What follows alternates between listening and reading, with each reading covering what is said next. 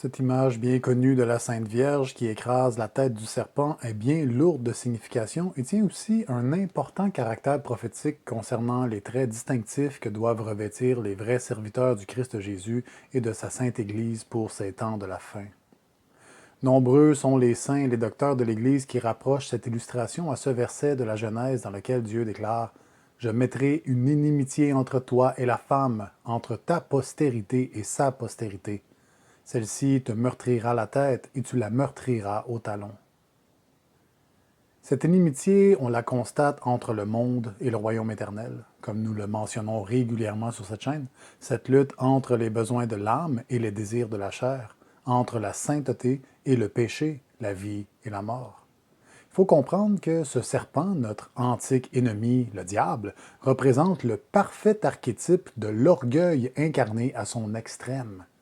C'est lui qui, avant sa chute, disait vainement dans son cœur « J'escaladerai les cieux, au-dessus des étoiles de Dieu j'élèverai mon trône, je siégerai sur la montagne de l'Assemblée, aux confins du septentrion. Je monterai au sommet des nuages et je m'égalerai au très haut. » Et voilà bien le fondement auquel obéit l'ego-personnalité lorsqu'on le laisse s'exprimer librement sans le cadre de la loi de Dieu. Il en est ainsi car ici-bas règne ce prince déchu à qui il fut demandé « Comment es-tu tombé du ciel, étoile du matin, fils de l'aurore? As-tu été jeté à terre, vainqueur des nations? » En se laissant séduire par lui au jardin, nous avons chuté à notre tour. Ainsi, chassé de l'Éden et frappé des peines du péché, notre chair s'est mise à obéir aux règles du monde et nous sommes devenus enclins, comme le prince déchu, à vouloir s'élever, se glorifier, se prioriser et se satisfaire, à prendre la place de Dieu sur le trône de l'être. L'homme éprouve du mal à servir, il veut diriger, se faire son propre souverain, mais en vérité, il ne se rend pas compte que sans le Sauveur, il n'est pas libre, mais prisonnier du monde, sous l'emprise du malin. Le seul moyen de s'affranchir de cette peine de mort, c'est effectivement par notre Seigneur Jésus-Christ. Si tes lèvres confessent que Jésus est Seigneur et si ton cœur croit que Dieu l'a ressuscité des morts, tu seras sauvé. Mais ici, il convient de bien comprendre ce qu'implique cette confession et cette croyance, car il ne s'agit pas seulement de l'affirmer comme ça, naïvement, et croire que ça sera suffisant. La foi exige une complète reconnaissance de la majesté céleste, un abandon total à la divine volonté, lui laisser les commandes de notre être. Et c'est là qu'on en arrive au rôle de l'Immaculée, la Sainte Vierge Marie, l'archétype diamétralement opposé à celui du serpent d'orgueil, qui demande en toute sincérité à l'ange de l'Annonciation « Comment cela sera-t-il » Et Gabriel de répondre « L'Esprit Saint viendra sur toi, et la puissance du Très-Haut te prendra sous son ombre. » Et nous connaissons ensuite la réplique de Marie, son fiat grâce auquel le Verbe se fit chair pour notre rédemption. Je suis la servante du Seigneur, qu'il m'advienne selon votre parole. Ces versets s'appliquent tout autant pour nous dans notre rapport à Dieu. Vous voyez, l'image de Marie qui piétine le diabolique serpent illustre parfaitement l'idée que le seul moyen de vaincre le mal, donc l'orgueil absolu qui nous condamne à mort, c'est par son exact opposé, l'humilité totale, parce que c'est par cette vertu que peut s'exprimer sans contrainte le Christ Jésus en nous. Comme saint Paul le dit, ce n'est plus moi qui vis, mais le Christ qui vit en moi. Il s'agit en quelque sorte de notre fiat. Les mystères du royaume sont indissociables de l'épreuve, de la mortification et de la croix, comme l'atteste l'Esprit Saint par le vieillard Siméon lors de la présentation de Jésus au Temple. Vois, cet enfant doit amener la chute et le relèvement d'un grand nombre en Israël. Il doit être un signe en but à la contradiction, et toi-même, une épée te transpercera l'âme, afin que se révèlent les pensées intimes de bien des cœurs.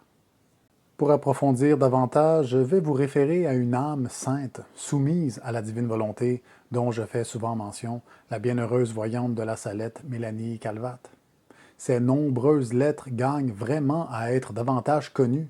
Ses écrits adressés à différents prélats, confidents et directeurs spirituels nous enseignent beaucoup au sujet de la règle à laquelle les apôtres des derniers temps, les soldats de la croix, obéiront pour combattre Satan et ses hordes impies pour le relèvement de la Sainte Église catholique dans l'esprit apostolique. Vous pouvez être sûrs d'une chose, mes chers frères et sœurs, et je ne vous dis que la pure vérité. Seules les démarches exécutées dans cet esprit auront la faveur du ciel, aucune autre. En voici donc un aperçu. La grande œuvre de la Mère de Dieu est trop au-dessus du sens humain pour être comprise par les personnes attachées aux biens de la terre et aux plaisirs mondains, et qui, privées de la foi vive, ne peuvent l'apercevoir. Cette œuvre est un trésor caché et, pour le trouver, il faut en premier lieu vendre le patrimoine que nous a laissé en héritage notre premier père Adam. Ce patrimoine, c'est le péché et toutes ses suites. Mais ces suites sont très raffinées, très tortueuses et se montrent parfois sous la belle apparence de la vertu. Cœur qui a péché, il faut y fouiller bien avant et chercher dans les plis et les replis tout ce qui n'est pas marqué du sceau de la croix pour l'en arracher. L'âme est contente de ce que Dieu est celui qui est et qu'elle n'est rien et ne mérite rien de la part des hommes sinon le mépris, le délaissement, l'abandon, la pauvreté et l'abjection. Elle désire le mépris, les souffrances, les maladies, la solitude, la prière et les austérités. Oh, quelle belle vie que celle-là! Elle ne souffre de jalousie de personne. Non, personne n'ambitionne cet heureux état de l'âme morte-vive ou vive-morte. C'est le trésor caché et c'est le trésor des apôtres du Christ en ces derniers temps. Jésus, venant sur la terre, s'est anéanti. Il a vécu pauvre, humble, méprisé, bafoué, calomnié.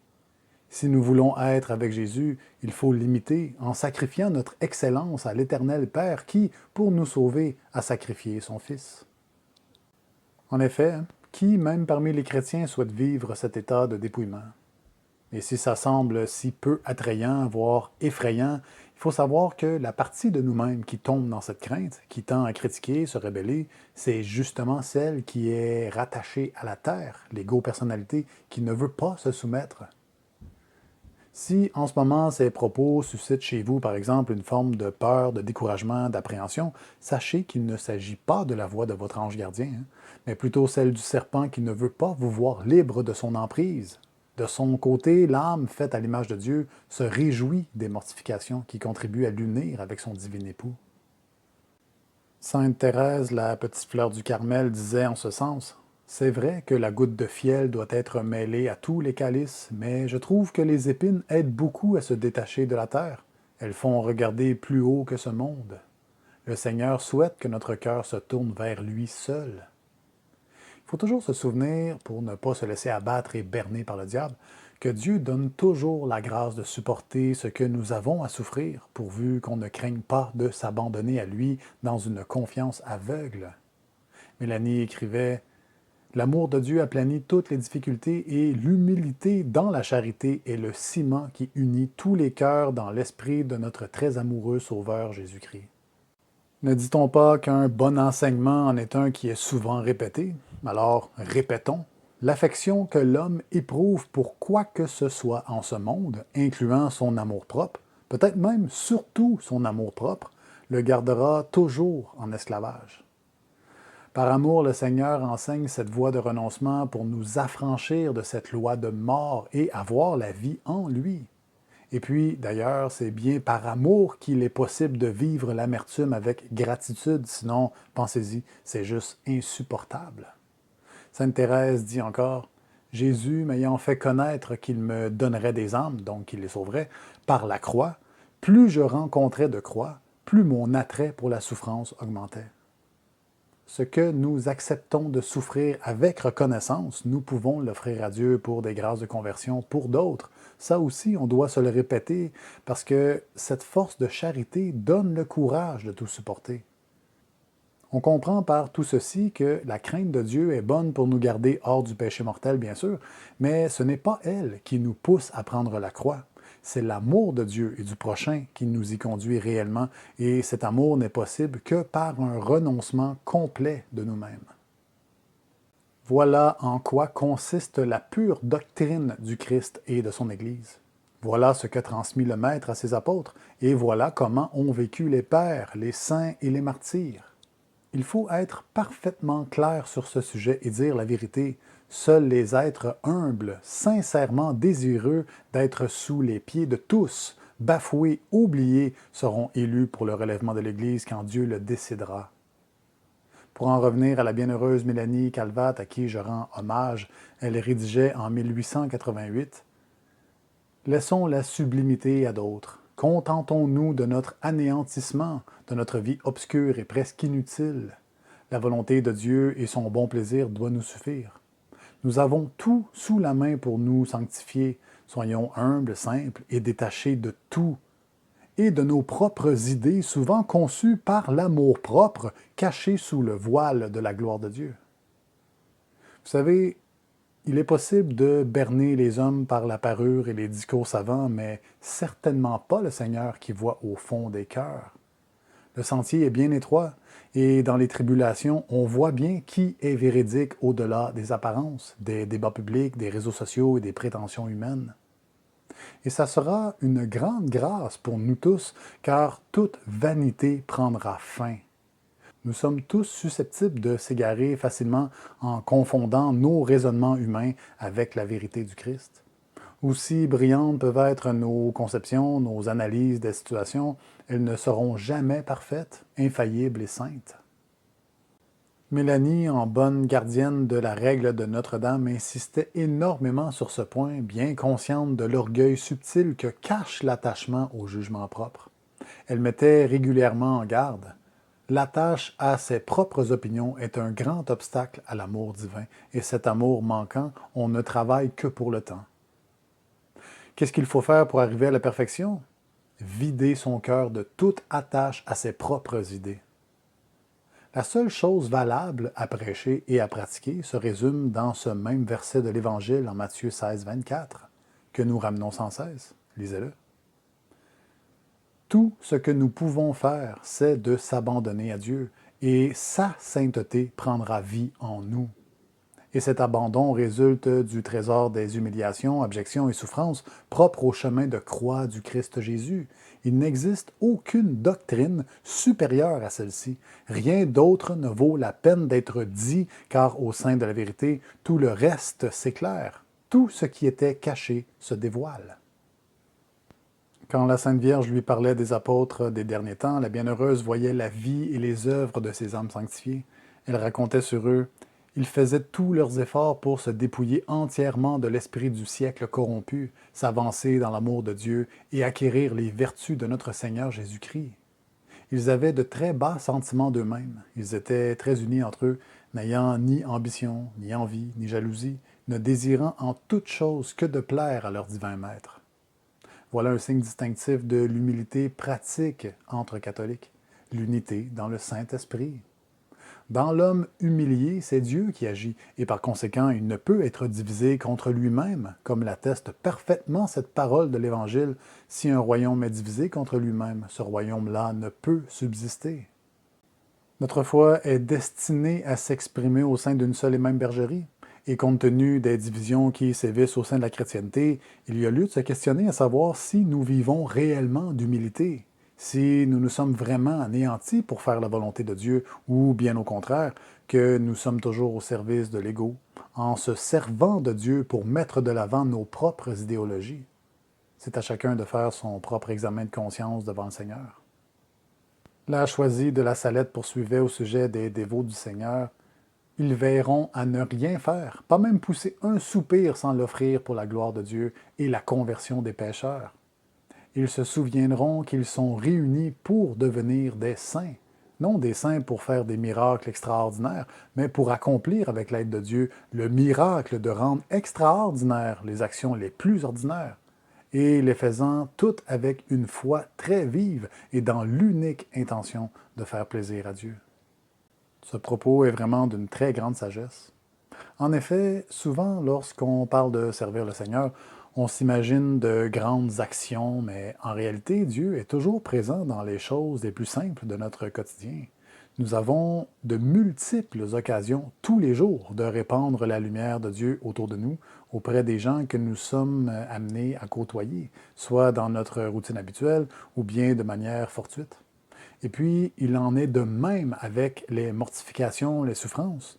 Nous ne sommes pas confrontés à de grandes épreuves fréquemment, mais le quotidien est rempli de petites occasions de se priver d'un petit quelque chose pour l'offrir en guise de pénitence, par amour du prochain qui, lui, abuse peut-être un peu trop et ne remercie pas assez.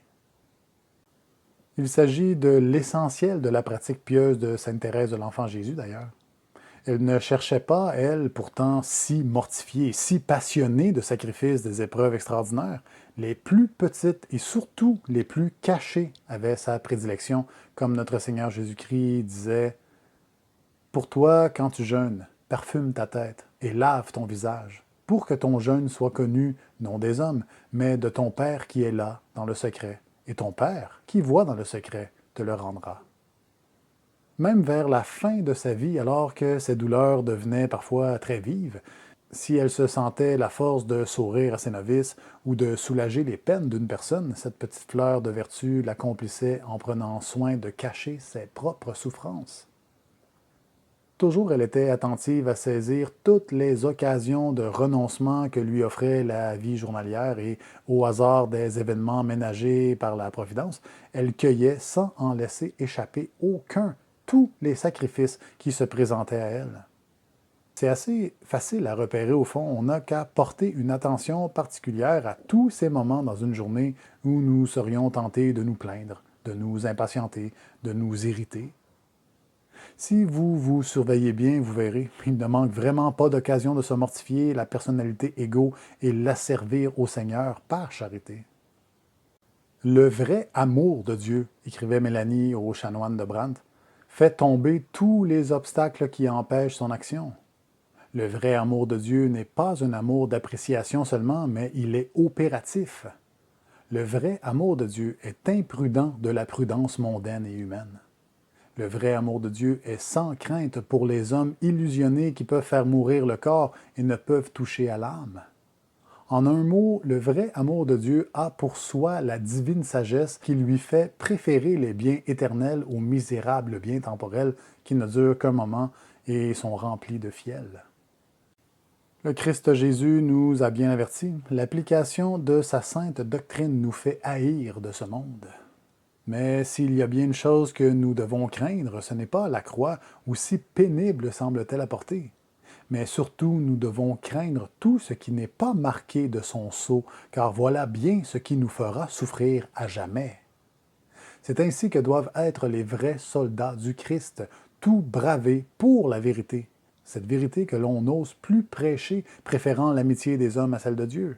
Cette vérité que ne veulent presque plus entendre une grande portion des chrétiens. Pourtant, si le règne du cœur immaculé doit vraiment s'établir sur ce monde, si la Vierge très pure doit écraser la tête du tentateur, c'est donc qu'une parfaite humilité doit d'abord être dans l'âme des enfants de Marie. De profonds liens doivent les unir dans le Saint-Esprit afin que les différents membres du corps de cette armée sanctifiée agissent dans une parfaite cohérence. Je vous laisse sur cette dernière citation de Mélanie Calvat qui conclut bien cette capsule. Le règne de Jésus-Christ ne s'établira en nous que par la ruine de notre égoïsme. Que Dieu vous bénisse abondamment et fasse de vous de brillants instruments de sa volonté, votre serviteur et frère dans le combat.